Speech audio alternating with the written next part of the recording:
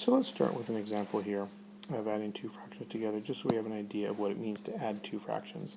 And let's start with a couple of relatively simple fractions. Let's start with, say, 3/8 plus, let's go 4/8. So, and obviously for a lot of you out there, this will be a fairly easy example, but let's just get an idea, a really basic idea of what it means to add two fractions together. So let's start with just a fraction bar. A fraction bar is simply just a long bar, and it's something that we can easily break down into the number of parts that make up the whole. So again, we're looking at the 8 on the bottom right here, so we're going to divide this into 8 parts. Let's start by dividing it in half, then those two pieces in half, and that gives us 4 equal parts. We'll divide each of those in half to give us a total of 8 parts. So there is our whole right here, which has 8 parts in it. Put an 8 right there.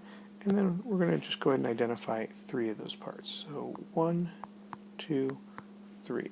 So this right here represents our 3 parts. So this right here gives us our fraction of 3/8.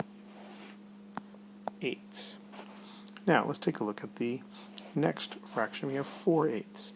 So let's go ahead and draw another fraction bar. Now when we draw our next fraction bar, the idea is that we're going to draw it the same, ideally the same size. And so now we can break this up also into 8 equal parts.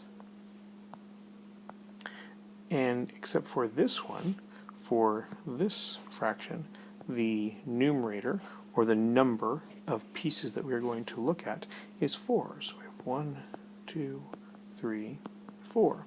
And so this is our numerator, 4, and again our fraction bar is 8. Now this is nice because our pieces are all the same size, because our fraction bars are the same size and divided into the same number of parts. So all we really need to do now is go ahead and take a look at the numerators and add our two numerators together to get the total number of parts that we are looking at.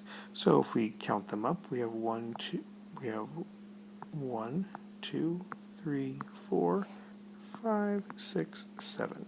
So we're going to take and add the 3/8, the 3 of the 8s, these 1, 2, 3/8, to the 1, 2, 3, 4/8. So let's just go ahead and do that right here. I'm going to put an 8th right there, another 8th, and another 8th. And so now I've added my 3/8 onto there, and pretty easy to see that the 4/8 plus the 3/8 is a 7. And so overall, we have 7/8 is going to be the 3/8 plus the 4/8. Sometimes I like to think of the numerator as a thing. So we have 3 of these parts that are called 8s, 3 of them, and then we have 4 of these parts that are called 8s, and so we can take 4 of those parts and add it to 3 of those parts, and now we have 7 of those parts that are called 8s. And that's just a basic idea of how to use a fraction bar when adding two fractions together.